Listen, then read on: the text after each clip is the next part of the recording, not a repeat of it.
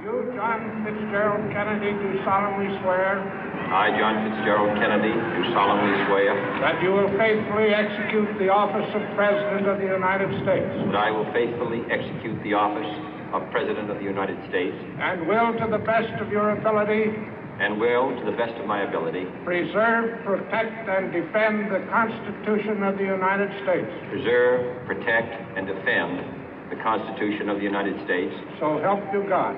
So help me God.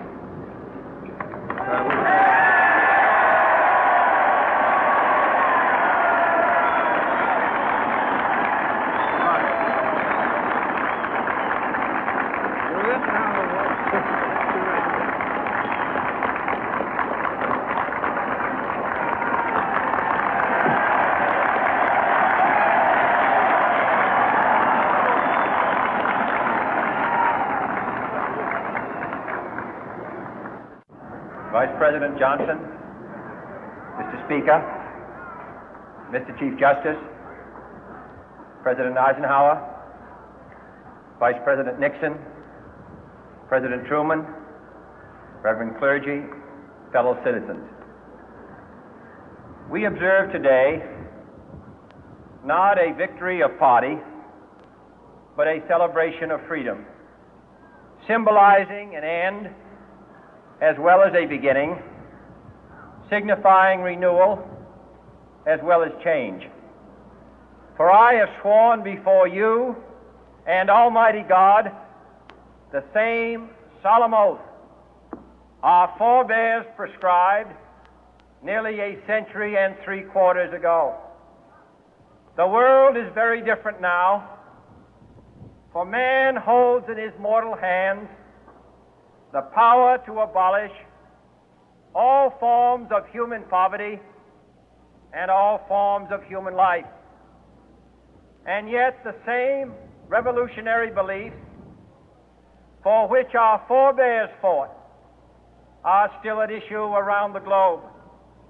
The belief that the rights of man come not from the generosity of the state, but from the hand of God. We dare not forget today that we are the heirs of that first revolution. Let the word go forth from this time and place to friend and foe alike that the torch has been passed to a new generation of Americans born in this century, tempered by war, disciplined by a hard and bitter peace, proud of our ancient heritage, and unwilling to witness or permit the slow undoing of those human rights to which this nation has always been committed and to which we are committed today at home and around the world.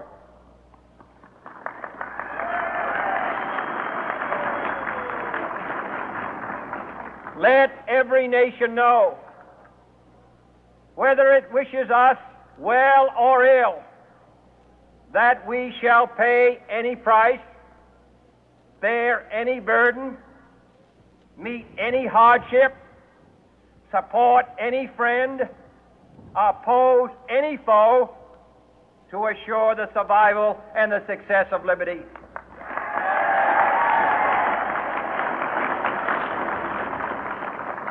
This much we pledge and more. To those old allies whose cultural and spiritual origins we share, we pledge the loyalty of faithful friends. United, there is little we cannot do in a host of cooperative ventures. Divided, there is little we can do, for we dare not meet a powerful challenge at odds and split asunder. To those new states whom we welcome to the ranks of the free, we pledge our word that one form of colonial control shall not have passed away, merely to be replaced by a far more iron tyranny. We shall not always expect to find them supporting our view, but we shall always hope to find them strongly supporting their own freedom, and to remember that in the past, those who foolishly sought power by riding the back of the tiger ended up inside.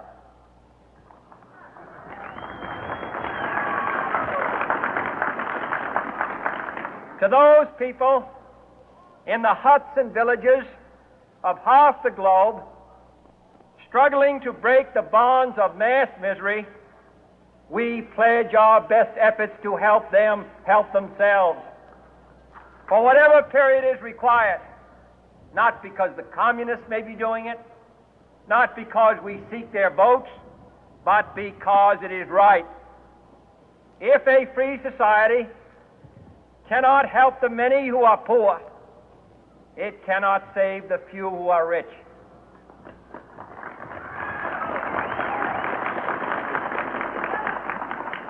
To our sister republics south of our border, we offer a special pledge to convert our good words into good deeds, in a new alliance for progress, to assist free men and free governments in casting off the chains of poverty. But this peaceful revolution of hope cannot become the prey of hostile powers. Let all our neighbors know that we shall join with them to oppose aggression or subversion anywhere in the Americas. And let every other power know that this hemisphere intends to remain the master of its own house.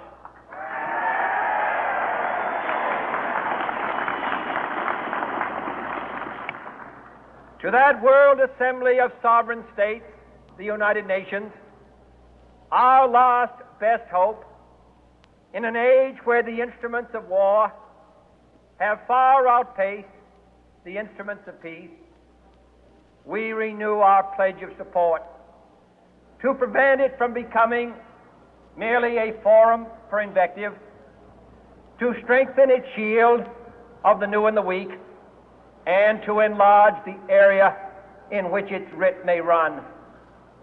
Finally, to those nations who would make themselves our adversary, we offer not a pledge, but a request that both sides begin anew the quest for peace.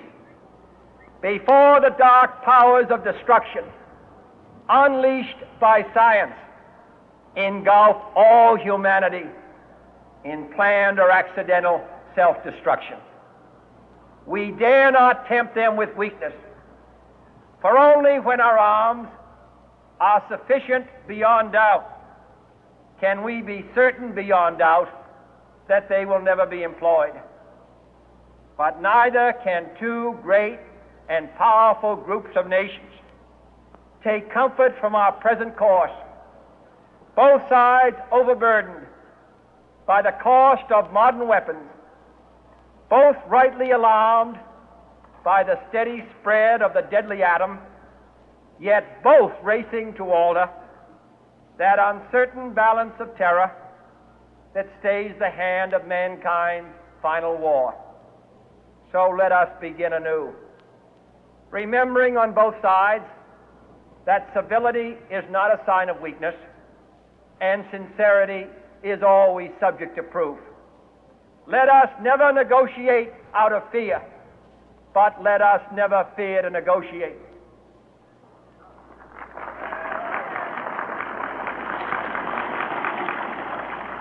Let both sides explore what problems unite us, instead of belaboring those problems which divide us.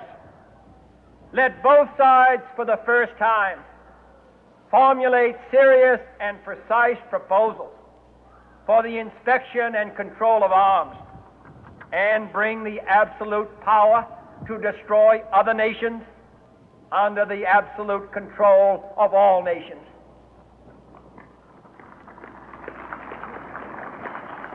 Let both sides seek to invoke the wonders of science instead of its terrors. Together, let us explore the stars, conquer the deserts, eradicate disease, tap the ocean depth, and encourage the arts and commerce. Let both sides unite to heed in all corners of the earth the command of Isaiah to undo the heavy burden and let the oppressed go free. And if a beachhead of cooperation may push back the jungle of suspicion, let both sides join in creating a new endeavor, not a new balance of power, but a new world of law, where the strong are just and the weak secure and the peace preserved. All this will not be finished in the first 100 days, nor will it be finished in the first 1,000 days, nor in the life of this administration, nor even perhaps in our lifetime on this planet. But let us begin.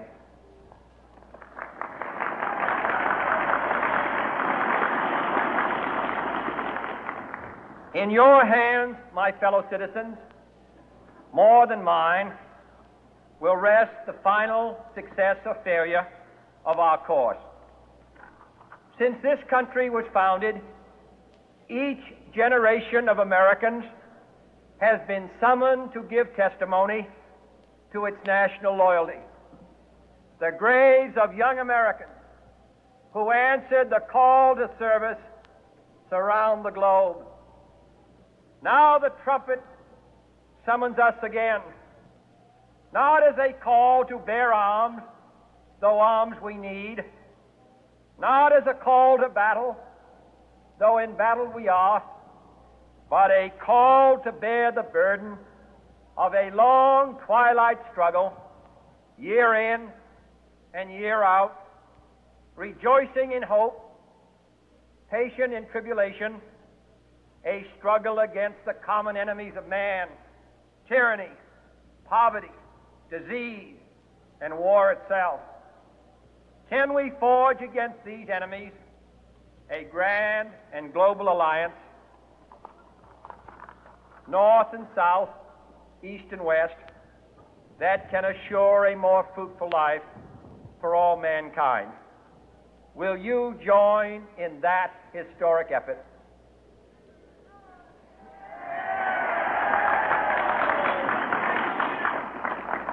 In the long history of the world, only a few generations have been granted the role of defending freedom in its hour of maximum danger.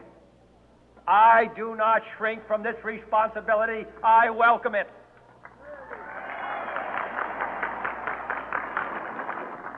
I do not believe that any of us would exchange places with any other people or any other generation. The energy, the faith, the devotion which we bring to this endeavor will light our country and all who serve it. And the glow from that fire can truly light the world. And so, my fellow Americans, ask not what your country can do for you, ask what you can do for your country.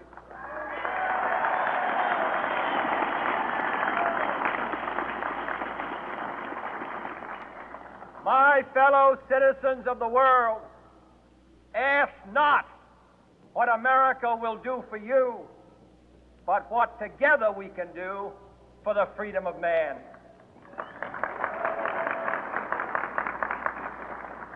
Finally, whether you are citizens of America or citizens of the world, ask of us here the same high standards of strength and sacrifice which we ask of you.